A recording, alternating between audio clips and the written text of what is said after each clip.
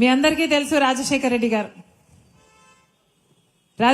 గారు 5 సంవత్సరాలు మాత్రమే ముఖ్యమంత్రిగా ఉన్నారు. కానీ 5 ఏళ్లలో అందరి హృదయాలను తాకిన నాయకుడు రాజశేఖర రెడ్డి గారు. కోట్ల మంది ప్రజల గుండెల్లో ఈ రోజు వరకు బ్రతికే ఉన్నారు. ఆ ఒక్క మహానాయకుడు చనిపోతే ఆ బాధ భరించలేక, ఆ నిజాన్ని జీర్ణించుకోలేక దాదాపు 700 మంది ప్రాణాలు వదిలారు. అంటే అంత గొప్ప నాయకుడు, అంత గొప్ప నాయకత్వం వహించాడు. అంతటి ప్రజల మనిషి రాజశేఖర రెడ్డి గారు. 5 ఏళ్లే బ్రతుకున్నాడు. కానీ 5 ఏళ్లలో ఎన్ని అద్భుతమైన పథకాలు చేశాడు అంటే ఈ రోజు వరకు కూడా ప్రజలు ఆ పథకాల గురించి, ఆ నాయకుని గురించి గుర్తు చేసుకుంటున్నారు అంటే అది చిన్న విషయం కాదు. చరిత్రలో ఎక్కడా జరగలేదు. ఒక నాయకుడు చనిపోతే 700 మంది ఆయన వెనకాలే ఆ బాధతో చనిపోవడం. కానీ రాజశేఖర రెడ్డి గారి విషయంలో జరిగింది అంటే దానికి కారణం ఆయన ఏ పథకం ఆలోచన చేసినా ప్రజల కోసం ఆలోచన చేశాడు. ఏ పథకం రూపొందించినా పేదవాడి గురించి ఆలోచన చేశాడు. రైతుల గురించి ఆలోచన చేశాడు. 1,00,00,000 ఎకరాలకు నీళ్ళు ఇయ్యాలనుకున్న నాయకుడు. జలయజ్ఞం పూర్తయ్యుంటే రాజశేఖర రెడ్డి గారు అనుకున్నట్టు 1,00,00,000 ఎకరాలకు నీళ్లు వచ్చేవి. రాజశేఖర రెడ్డి గారు పోతూ కూడా నేను ఈ ప్రాజెక్టులు చేయాలి, నేను అందుకే పుట్టాను అనుకుంటూ పోయాడు రాజశేఖర రెడ్డి గారు. కానీ చేసిన పథకాలకే ఈ రోజు వరకు కూడా జనాలు ఇంతగా అనుకుంటున్నారు అంటే అది ఏం చిన్న విషయం కాదు. ఆరోగ్యశ్రీ పథకం ఒక్కటే తీసుకున్న రాజశేఖర రెడ్డి గారు ఎంతమంది పేద ప్రజలకు ప్రాణం పోశారు. పేదవాడి ఇంట్లో ఒక జబ్బొస్తే ఆ ఇంటిళ్ళ పాది అప్పుల పాలైపోతుంది అని ఆలోచన చేసిన ఏకైక నాయకుడు. అంతవరకు ఏ నాయకుడు, మన దేశమైనా ఇతర దేశాలైనా ఏ నాయకుడు ఆలోచన చేయలేదు. కానీ ఒక రాజశేఖర రెడ్డి గారు ఆలోచన చేశాడు కాబట్టే ఆరోగ్యశ్రీ పుట్టింది. ఆరోగ్యశ్రీతో పేదవాడు కూడా కార్పొరేట్ ఆసుపత్రికి వెళ్లి ఉచితంగానే వైద్యం చేయించుకున్న రోజులవి. పెద్ద సర్జరీలు ఉచితంగానే చేయించుకున్నారు. ఒక సర్జరీలు మాత్రమే ఉచితంగా చేయలేదు రాజశేఖర రెడ్డి గారు. సర్జరీలు అయిపోయిన తర్వాత మందులు, తర్వాత ఆటో ఛార్జీలు, తర్వాత రాజశేఖర రెడ్డి గారు ఒక లెటర్ కూడా రాసేవాడు ఆరోగ్యశ్రీ ఆపరేషన్లు చేయించుకున్న వాళ్ళకి. ఇలా ప్రజలని ప్రజలుగా ప్రేమించాడు. నిజంగానే ప్రేమించాడు రాజశేఖర రెడ్డి గారు. అలాగే ఫీజు రీయింబర్స్మెంట్, పేద బిడ్డలు ఉచితంగా చదువుకోలేకపోతే ఆ కుటుంబాలు పేదరికం నుంచి ఎప్పుడూ పైకి రావు అని రాజశేఖర రెడ్డి గారు ఫీజు రీయింబర్స్మెంట్ ప్రవేశపెడితే ఎంతమంది పేద బిడ్డలు డాక్టర్లు, ఇంజనీర్లు, ఎంబీఏలు, ఎంసీఏలు అన్ని డబ్బు లేకుండా చదువుకోగలిగారు. పైసా ఫీజు కట్టకుండానే గొప్ప చదువులు చదువుకున్నారు. ఈ రోజు వరకు కూడా లక్షణంగా ఉద్యోగాలు చేసుకుంటున్నారు. అలాగే ఎంతమంది పేదవాళ్లకు ఇందిరమ్మ ఇల్లు లక్షల మందికి రాజశేఖర రెడ్డి గారు ఇచ్చారు. అంతేకాదు పేదవాళ్లకు, భూమి లేని వాళ్లకు భూమి పంచిపెట్టారు. ఇలా 1 కాదు 2 కాదు, ఎన్ని చేయగలడో అన్నీ చేశాడు రాజశేఖర రెడ్డి గారు. అందుకే ఈ రోజు వరకు కూడా రాజశేఖర రెడ్డి మీ గుండెల్లో బ్రతికే ఉన్నాడు. రాజశేఖర రెడ్డి బిడ్డ వస్తుంది, రాజశేఖర రెడ్డి బిడ్డను చూడాలి, వినాలి అని ఇంత దూరం మీరు వచ్చారు అంటే దానికి కారణం రాజశేఖర రెడ్డి గారు మీ గుండెల్లో ఇంకా బ్రతికే ఉండడం. మరొకసారి మనస్ఫూర్తిగా కృతజ్ఞతలు చెప్పుకుంటున్నాం. ఆ రోజుల్లో రాజశేఖర రెడ్డి గారు ముఖ్యమంత్రిగా ఉన్న రోజుల్లోనే కేంద్రంలో కాంగ్రెస్ పార్టీ, మన్మోహన్ సింగ్ గారు ప్రధానమంత్రిగా ఉన్నారు. కాంగ్రెస్ పార్టీ తెచ్చిన గొప్ప పథకమే ఉపాధి హామీ పని, అంటే కరువు పని. ఎందుకు తెచ్చారు అంటే కరువుతో అల్లాడిపోతూ గ్రామాలలో పని లేక వలసలు పోకూడదు అని. ఆ రోజుల్లో గ్రామాలలో పని లేకపోతే భార్య బిడ్డల్ని వదిలేసి వేరే రాష్ట్రాలకు, వేరే ఊర్లకు పనికి వెళ్లేవారు. కానీ అది జరగకూడదు, అది ఆపాలి అని పెద్ద నాయకులంతా, కాంగ్రెస్ పార్టీ నాయకులు ఆలోచన చేసి తెచ్చిన పథకమే ఈ ఉపాధి హామీ పని. అంటే ఉపాధి కూడా ఒక హక్కులాగా, ఒక హామీలాగా ఇచ్చారు. అంటే 100 రోజుల పాటు ఎవరైనా పని అడగచ్చు, హక్కుగా అడగచ్చు. అడిగినప్పుడు 15 రోజుల లోపల ఆ పని కల్పించాలి. చేసినాక 15 రోజుల్లోనే ఆ పేమెంట్ కూడా చెల్లించాలి. ఇది రాజశేఖర రెడ్డి గారు కాంగ్రెస్ పార్టీ ఆలోచన చేసిన గొప్ప పథకం. రాజశేఖర రెడ్డి గారు ఉన్నప్పుడే మొదలుపెట్టిన పథకము. రాజశేఖర రెడ్డి గారు ఉన్నప్పుడు ఎంత అద్భుతంగా జరిగేది అంటే రాజశేఖర రెడ్డి గారు ముఖ్యమంత్రిగా ఉండగా ఉపాధి హామీ పనికి వెళ్తే ఆ పనికి ఆటో ఛార్జీలు కూడా రాజశేఖర రెడ్డి గారి ప్రభుత్వమే ఇచ్చేది. అంతేకాదు మజ్జిగ ఇచ్చేవాళ్ళు, మంచినీళ్ళు ఇచ్చేవాళ్ళు, ఒక టెంట్ వేసేవాళ్ళు, మెడికల్ కిట్లు ఇచ్చేవాళ్ళు. ఇలా మనుషుల్ని మనుషుల్లాగా చూశారు, యంత్రాలుగా చూడలే. అలా ప్రేమించాడు రాజశేఖర రెడ్డి గారు. అంత అద్భుతంగా జరిగింది ఉపాధి హామీ పని. రాజశేఖర రెడ్డి గారి దగ్గరికి వచ్చి, అయ్యా మధ్యలో మాకు కమిషన్లు కట్ అవుతున్నాయి, మాకు నేరుగా పేమెంట్ వచ్చేటట్టు చూడండి అంటే ఏకంగా ఒకేసారి 60 లక్షల అకౌంట్లు ఓపెన్ చేశారు ఉపాధి హామీ పని కోసము రాజశేఖర రెడ్డి గారు. అంతేకాదు ఆడవాళ్ళు వచ్చి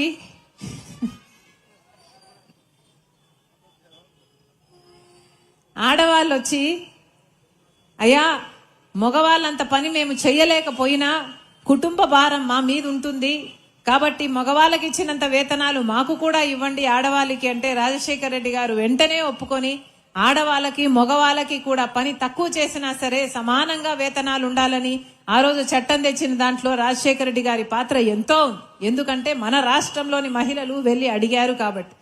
ఇలా రాజశేఖర రెడ్డి గారు ఇక్కడ పైలట్ ప్రాజెక్ట్ గా ఉపాధి హామీ పని మొదలు పెడితే దాన్ని అంచెలంచెలుగా ఫేజుల వారీగా దేశం మొత్తం మీద అమలు చేసింది కాంగ్రెస్ పార్టీ. అంటే ఉపాధి హామీ పని వల్ల దేశంలో కోట్ల మంది ప్రజలకు ఉపాధి కలిగించింది కాంగ్రెస్ పార్టీ. ఇది ఎంత పెద్ద పథకము, ఎంత గొప్ప పథకము అంటే ప్రపంచంలో ఎక్కడ ఇంత మందికి ఉపాధినిచ్చిన పథకం ఇంకొకటి లేదట. కాబట్టే దేశ విదేశాల నుంచి కూడా వచ్చి ఉపాధి హామీ పని మీద రీసెర్చ్ పేపర్లు రాసిన వాళ్ళు కూడా ఉన్నారు. అంత గొప్ప పథకం ఈ పథకం. అందుకే దీనికి మహాత్మా గాంధీ పేరు పెట్టడం జరిగింది. కానీ ఈ పుణ్యమైన పథకానికి కాంగ్రెస్ పార్టీలో అంత వైభవంగా నడిచిన పథకాన్ని ఇప్పుడు బీజేపీ అధికారంలో ఉంది. బీజేపీ పార్టీ దీన్ని తూట్లు పొడుస్తుంది, నీరు గారుస్తుంది. ఏకంగా ఉపాధి హామీ పనినే ఎత్తేశారు. ఉపాధి హామీ పని పథకాన్నే మొత్తానికే ఎత్తేసి ఇంకో కొత్త చట్టం తెస్తుంది బీజేపీ పార్టీ. దాని పేరే విబి గ్రామట. రాజశేఖర రెడ్డి గారు కాంగ్రెస్ పార్టీ చేసిన ఉపాధి హామీ పనికి ఇప్పుడు బీజేపీ తెచ్చిన ఈ కొత్త చట్టానికి నక్కకు నాగలోకానికి ఉన్నంత తేడా ఉంది. ఇంతకు ముందు పథకంలో అయితే రాజశేఖర రెడ్డి గారు కాంగ్రెస్ పార్టీ ఉపాధి హామీ పని చేసినప్పుడు ప్రతి గ్రామంలో ఏ పనులు జరగాలో ఆ పనులు చేశారు ఉపాధి హామీలు. అంటే గ్రామంలో ఒక రోడ్డు కావాలా, ఒక బావి కావాలా, లేక పూడికలు తీయాలా, లేక అంగన్వాడీకి ఒక బిల్డింగ్ కట్టాలా, ఇలా ఏ పని కావాలో ఆ పనికి ఉపాధి హామీ పనిని జోడించి ఆ కూలీల చేత ఆ పని చేయించి ఆ గ్రామాన్ని కూడా అభివృద్ధి చేసుకోగలిగారు. కానీ ఇప్పుడు బీజేపీ తెస్తున్న ఈ కొత్త చట్టంలో అవేవి ఉండవట. గ్రామాలకు అధికారాలు ఉండవు, గ్రామ సభలలో నిర్ణయాలకు ఇక స్థానం ఉండదు. బీజేపీ చెప్తుందట ఏ పనులు చెయ్యాలి అని. అంటే ఇంతకు ముందు చట్టంలో అసలు కాంట్రాక్టర్లే ఉండకూడదు అని చట్టం చెప్తే ఇప్పుడు బీజేపీ చట్టంలో కాంట్రాక్టర్లు కూడా పని చేస్తారట. అంటే ఏదో కాంట్రాక్టర్ ఒక రోడ్డు పనో ఒక ఇరిగేషన్ పనో పక్కన చేస్తుంటే ఈ ఉపాధి హామీ పనిని కూడా ఆ పనికి జోడిస్తే మీరందరూ వెళ్లి ఉపాధి హామీ పని ఆ కాంట్రాక్టర్ కింద చేసుకోవాలన్నమాట. ఇక కాంట్రాక్టర్ డబ్బులు ఇస్తాడో ఇవ్వడో, ఎప్పుడు ఇస్తాడో దేనికి గ్యారంటీ లేదు. అంటే ఆఖరికి గ్రామాలలో జరగాల్సిన పని, గ్రామ అభివృద్ధి కోసం జరగాల్సిన ఉపాధి హామీ పని ఇక గ్రామాలలో జరగదు. ఆ కాంట్రాక్టర్ కి మాత్రం లేబర్ సప్లై చేసే యంత్రాలుగా గ్రామాలు మిగిలిపోతాయన్నమాట. అంటే ఉపాధి హామీ పనిని ఇక గ్రామాలతో సంబంధం లేకుండా ఉట్టి లేబర్ సప్లై చేయడానికి మాత్రమే వాడుకోబోతుంది అనమాట బీజేపీ. ఇది ఎక్కడి న్యాయం అని అడుగుతుంది కాంగ్రెస్ పార్టీ. పేదవాడి కోసం తెచ్చిన ఈ పథకాన్ని ఇంత నీరుగారుస్తుంటే చూడలేకనే ఈ రోజు మేము ఉపాధి హామీ పనిని పరిరక్షించాలని ఒక ఉద్యమం లాగా చేపట్టాం కాంగ్రెస్ పార్టీ తరఫున. అంతేకాదు నిజంగానే వీళ్లకు చిత్తశుద్ధి ఉంటే ఉపాధి హామీ 100 రోజులు నిర్వహించేవారు. కానీ మన రాష్ట్రంలో ఎక్కడే గాని పోయిన సంవత్సరం ఒక్క సంవత్సరం ఎగ్జాంపుల్ తీసుకున్నా 100 రోజులు పని ఎక్కడా ఇవ్వలేదు. ఇచ్చింది కేవలం 52 రోజులు మాత్రమే పని ఇచ్చారు. సగటున ఇచ్చిన రాష్ట్రంలో ఏ ఊర్లో తీసుకున్నా 52 రోజులకు మించలేదు పని ఇవ్వడం. మరి అలాంటప్పుడు 52 రోజులు కూడా వీళ్ళు పని ఇవ్వలేదు. వీళ్ళు 125 రోజులు ఇస్తామని కొత్త చట్టంలో చెప్తున్నారు. ఎలా నమ్మాలి? 100 రోజులు ఇవ్వాలి కానీ ఇవ్వలేదు. వీళ్ళు ఇచ్చిందేమో 52 రోజులే కానీ 125 రోజులు ఇస్తాము అని చెప్తున్నారే. అందుకే చెప్తున్నాం, ఈ 125 రోజులు పని ఇస్తాము అని బీజేపీ ఏదైతే చెప్తుందో అది పచ్చి అబద్ధం, బూటకం, ఒక మోసం. మిమ్మల్ని మభ్యపెట్టే ప్రయత్నం చేస్తున్నారు తప్పితే నిజంగానే వీళ్ళకు చిత్తశుద్ధి ఉంటే వీళ్ళకు నిజంగానే 125 రోజులు ఇచ్చే చిత్తశుద్ధి ఉంటే కనీసం చట్టం చెప్పినట్టుగా 100 రోజులు పనైనా ఇచ్చేవాళ్ళు ఇన్ని సంవత్సరాలు. కానీ బీజేపీ అధికారంలోకి వచ్చిన 12 సంవత్సరాలలో ఏ సంవత్సరము 100 రోజులు పని ఇవ్వలేదు బీజేపీ పార్టీ. ఇప్పుడేమో 125 రోజులు ఇస్తామంటున్నారు. నిజంగానే వీళ్ళకు 125 రోజులు పని ఇచ్చే చిత్తశుద్ధి ఉంటే 18.5 లక్షల జాబ్ కార్డులు ఎందుకు తొలగిస్తారు? కేవలం నిరుడు సంవత్సరంలోనే 18.5 లక్షల జాబ్ కార్డులు తొలగించేశారు చంద్రబాబు గారు ముఖ్యమంత్రి అయినాక. మరి ఎందుకు అని అడుగుతుంది కాంగ్రెస్ పార్టీ. నిజంగానే మీకు ఉపాధి హామీ పని చేసే చిత్తశుద్ధి ఉంటే అంతమందికి జాబ్ కార్డులు ఎందుకు తొలగించారు? అంటే 37 లక్షల మందికి ఉపాధి హామీ పని లేకుండానే చేసింది కదా కూటమి సర్కార్. ఇది ఎక్కడి న్యాయం అని అడుగుతున్నా. అంతేకాదు ఉపాధి హామీ పని ఇదివరకు చట్టంలో పూర్తి డబ్బులు కేంద్ర ప్రభుత్వమే పెట్టుకునేది. కానీ ఇప్పుడు ఈ కొత్త చట్టంలో కేంద్ర ప్రభుత్వం అన్ని డబ్బులు ఇవ్వదట. 60% మాత్రం వాళ్ళు ఇస్తారట, 40% రాష్ట్ర ప్రభుత్వమే పెట్టుకోవాలట. వాస్తవానికి మన రాష్ట్రం దగ్గర అన్ని డబ్బులు లేవు. మన ఖజానాలో ఇప్పుడు కనీసము జీతాలు ఇచ్చుకోవడానికి, ప్రభుత్వ ఉద్యోగస్తులు జీతాలు ఇచ్చుకోవడానికి కూడా డబ్బు లేవు. దానికి కూడా అప్పులు చేస్తున్నారు, దానికి మళ్ళీ వడ్డీలు కడుతున్నారు. కానీ ఈ బిల్లుకు మాత్రం చంద్రబాబు గారు మద్దతు ఇచ్చారు. మళ్ళీ ఇప్పుడు డబ్బులు లేవని అడుక్కొని తిరుగుతున్నారు. అక్కడ బిల్లుకు మద్దతు ఇవ్వడం ఎందుకు, మళ్ళీ ఇప్పుడు అక్కడ అడుక్కొని తిరగడం ఎందుకు? నిజంగానే ఉపాధి హామీ పని చిత్తశుద్ధితో చేసే ఉద్దేశమే ఉంటే అసలు డబ్బులు తగ్గించే వాళ్లే కాదు. రాష్ట్రం మీద 40% భారం వేశారు అంటే దానికి అర్థం వీళ్ళకు ఉపాధి హామీ పథకం మీద చిత్తశుద్ధి లేదు, ముమ్మాటికి లేదు. పూర్తి భారం కేంద్ర ప్రభుత్వందే ఉండేది. అంటే కేవలం పనిముట్లకు మాత్రమే రాష్ట్ర ప్రభుత్వం డబ్బులు పెట్టుకునేది. అంటే ఇది వరకు 500 కోట్లు ఖర్చు అయితే ఇప్పుడు కొత్త చట్టంలో మన రాష్ట్రం మీద 5,000 కోట్ల భారం పడబోతుంది. ఈ డబ్బంతా ఎక్కడి నుంచి వస్తుంది? పెట్టుకోలేదు. మన రాష్ట్రం పెట్టుకోలేదు కాబట్టి 40% చేయాల్సిన చంద్రబాబు గారు పనులు చేయరు. ఎందుకంటే మన రాష్ట్రం పెట్టుకోలేదు డబ్బులు. ఇక మన రాష్ట్రం 40% పెట్టుకోకపోతే 60% బీజేపీ పెట్టాల్సిన అవసరం కూడా రాదు. అంటే మొత్తానికి ఏం చేస్తున్నారు అంటే ఈ ఉపాధి హామీ పథకానికి ఒక గుండు సున్నా చుడుతున్నారు అన్నమాట. అంటే ఇక ఉపాధి హామీ పని లేకుండా అసలు ఇది పోవడం దండగా అనేటట్టుగా అనిపించేట్టుగా చేస్తున్నారు.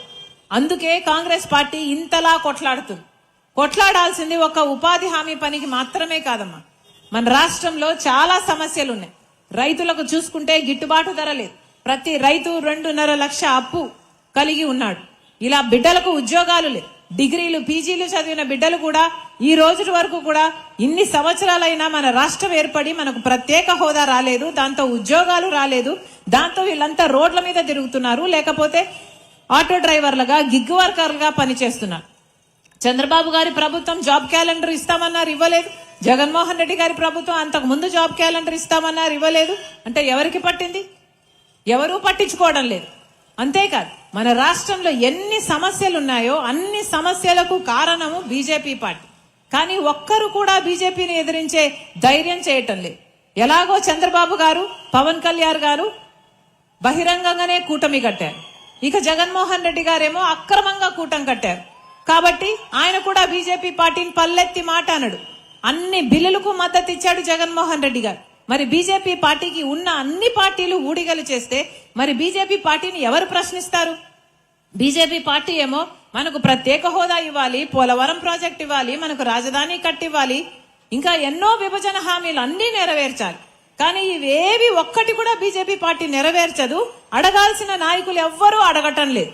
మన రాష్ట్రంలో చంద్రబాబు గారు, పవన్ కళ్యాణ్ గారు, జగన్మోహన్ రెడ్డి గారు అధికారంలో ప్రతిపక్షంలో ఉన్న పెద్ద పార్టీ నాయకులు.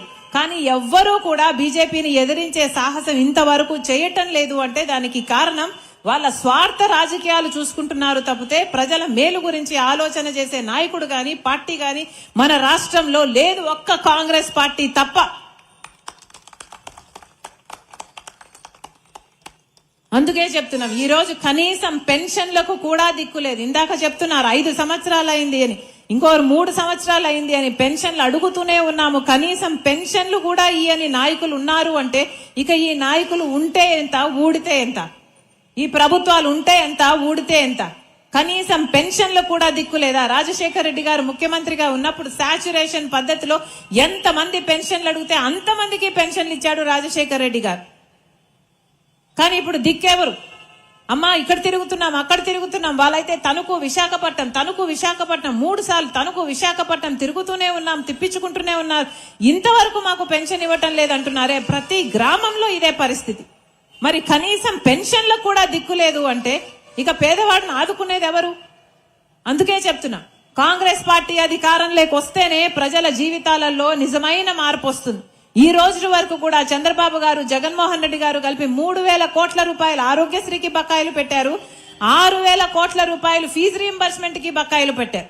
కానీ కాంగ్రెస్ పార్టీ రాజశేఖర రెడ్డి గారు ముఖ్యమంత్రిగా ఉండగా బ్రహ్మాండంగా జరిగాయి ఈ పథకాలన్నీ. మళ్ళీ ఇవన్నీ అమలు కావాలి అంటే కాంగ్రెస్ పార్టీని మీరు ఆశీర్వదిస్తేనే ఈ మార్పు సాధ్యమవుతుంది. ఈ హస్తం గుర్తుకు మీరు ఓటేస్తే రాజశేఖర రెడ్డి గారు ముఖ్యమంత్రి అయ్యారు. ఈ హస్తం గుర్తుకు మీరు ఓటేస్తేనే రాజశేఖర రెడ్డి గారు ఆరోగ్యశ్రీ చేయగలిగారు, ఫీజు రీయింబర్స్మెంట్ చేయగలిగారు, పేదవాళ్లకు ఇల్లులు కట్టించగలిగాడు. ఇవన్నీ సాధ్యమైంది ఎందుకు అంటే, రుణమాఫీ కూడా చేయగలిగాడు అంటే దానికి కారణం కాంగ్రెస్ పార్టీ. రాజశేఖర రెడ్డి గారు కాంగ్రెస్ పార్టీ నాయకుడిగా ఇన్ని చేయగలిగినప్పుడు మరి ఈ నాయకులంతా మిగతా పార్టీ నాయకులుగా చేయలేకపోతున్నారు అంటే దానికి తేడా కాంగ్రెస్ పార్టీ మంచి పార్టీ, ప్రజల గురించి ఆలోచన చేసే పార్టీ, మిగతా పార్టీలు అన్ని వాళ్ళ స్వార్థ రాజకీయాలు చేసే పార్టీలనే కదా అర్థం. అందుకే ఈరోజు రాజశేఖర రెడ్డి బిడ్డ ఇక్కడ నిలబడి మిమ్మల్ని అడుగుతుంది, మీరందరూ కాంగ్రెస్ పార్టీని ఆశీర్వదించండి, బలపరచండి, మళ్ళీ ఆ రాజశేఖర రెడ్డి గారి సంక్షేమ పాలన తీసుకొస్తానని రాజశేఖర రెడ్డి బిడ్డగా నేను మీకు మాటిస్తున్నా. చాలా అయిపోయింది, ఇప్పటికే చాలా అయిపోయింది. జగన్మోహన్ రెడ్డి గారిని ముఖ్యమంత్రిగా చూసాం, చంద్రబాబు గారిని ముఖ్యమంత్రిగా చూసాం, కానీ ఒక్కరూ కూడా ప్రజల గురించి ఆలోచన చేసిన నాయకుడు లేరు. ఈ రోజు వరకు కూడా మనకు కనీసం రాజధాని కూడా లేదు అంటే చంద్రబాబు గారు అడుగుతున్నారా, పవన్ కళ్యాణ్ గారు అడుగుతున్నారా, జగన్మోహన్ రెడ్డి గారు అడుగుతున్నారా? నిజానికి బీజేపీ పార్టీ 12 సంవత్సరాల క్రితమే మనకు ఒక రాజధాని కట్టాలి. అన్ని రాష్ట్రాలకు రాజధానీలు ఉన్నాయి, ఒక్క మన రాష్ట్రానికి మాత్రమే రాజధాని లేదు. ఎందుకంటే ఈ నాయకులు పట్టించుకోలేదు కాబట్టి. ఈ రోజు వరకు కూడా బీజేపీ అరాకొరా డబ్బులు ఇస్తుంది మన రాజధానికి, కానీ అవి కూడా నిధుల్లాగా ఇవ్వటం లేదు, అప్పుల్లాగా ఇస్తున్నారు. ఇది కాదు కదా చట్టం చెప్పింది. మన రాష్ట్రము ఏర్పడినప్పుడు పూర్తి నిధులన్నీ రాజధానికి అయ్యే నిధులు కేంద్ర ప్రభుత్వం పెట్టుకుంటుంది అని చట్టంలో ఉన్నప్పుడు మాకెందుకు అప్పులు ఇస్తున్నారు? చంద్రబాబు గారు అడగరు మాకెందుకు అప్పులు ఇస్తున్నారని, పవన్ కళ్యాణ్ గారు అడగరు మాకెందుకు అప్పులు ఇస్తున్నారని, జగన్మోహన్ రెడ్డి గారు అడగరు మాకెందుకు అప్పులు ఇస్తున్నారు అని. బీజేపీ పడేసిందే చాలు అన్నట్టుగా కాళ్ళ అద్దుకొని మరీ తీసుకుంటున్నారు అంటే వీళ్ళకి సిగ్గుందనుకోవాలా, సిగ్గు లేదనుకోవాలా? మళ్ళీ చెప్తున్నాం, మన రాష్ట్రానికి ప్రత్యేక హోదా వస్తేనే లక్షల కొద్ది పరిశ్రమలు వస్తాయి. లక్షల కొద్ది పరిశ్రమలు ఎందుకు వస్తాయి అంటే ప్రత్యేక హోదాతో ట్యాక్సులు కట్టాల్సిన అవసరం ఉండదు. అలా లక్షల కొద్ది పరిశ్రమలు వస్తేనే మన బిడ్డలకు ఉద్యోగాలు వస్తాయి, మన రాష్ట్రం బాగుపడుతుంది. అలా ప్రత్యేక హోదా 10 సంవత్సరాలు ఇస్తానన్న ఏకైక నాయకుడు రాహుల్ గాంధీ గారు. రాహుల్ గాంధీ గారు ప్రధానమంత్రి అయితేనే మన రాష్ట్రానికి ప్రత్యేక హోదా వస్తుంది. రాహుల్ గాంధీ గారు ప్రధానమంత్రి అయితేనే మన రాష్ట్రం బాగుపడుతుంది. అందుకే అడుగుతున్నాం, మీ అందరూ మళ్ళీ కాంగ్రెస్ పార్టీని ఆశీర్వదించండి. ఎలాగైతే రాజశేఖర రెడ్డి గారు సంక్షేమ పాలన అందించారో అలాంటి సంక్షేమ పాలన మళ్ళీ రావాలి అంటే కాంగ్రెస్ పార్టీ వైపు మీరు నిలబడాలి. మీ అందరూ కూడా మాతో చేతులు గడపండి. మనం చేయి కలిపితే తప్పకుండా మార్పు సాధ్యం. రాజశేఖర రెడ్డి బిడ్డగా నేను మీకు మాటిస్తున్నా, మీ అందరూ మళ్ళీ ఈ హస్తం గుర్తును ఆదరించండి. ఈ హస్తం గుర్తుకు మీ గుండెల్లో చోటివ్వండి. మళ్ళీ రాజశేఖర రెడ్డి గారి సంక్షేమ పాలన నేను మీ చేతుల్లో పెడతానని రాజశేఖర రెడ్డి బిడ్డగా నేను మీకు మాటిచ్చి చెప్తున్నా. మరొకసారి, ఇంతమంది మీ పనులు మానుకొని మా కోసం సమయం చేసుకొని వచ్చారు. మీ ప్రేమకు, మీ అభిమానానికి, ప్రతి అక్కకు, ప్రతి చెల్లికి, ప్రతి అన్నకు, ప్రతి తమ్ముడికి మీ రాజశేఖర రెడ్డి బిడ్డ శిరస్సు వంచి చేతులు జోడించి మనస్ఫూర్తిగా నమస్కరించుకుంటోంది. జోహార్ వైఎస్ఆర్, జోహార్ వైఎస్ఆర్, జై కాంగ్రెస్, జై జై కాంగ్రెస్.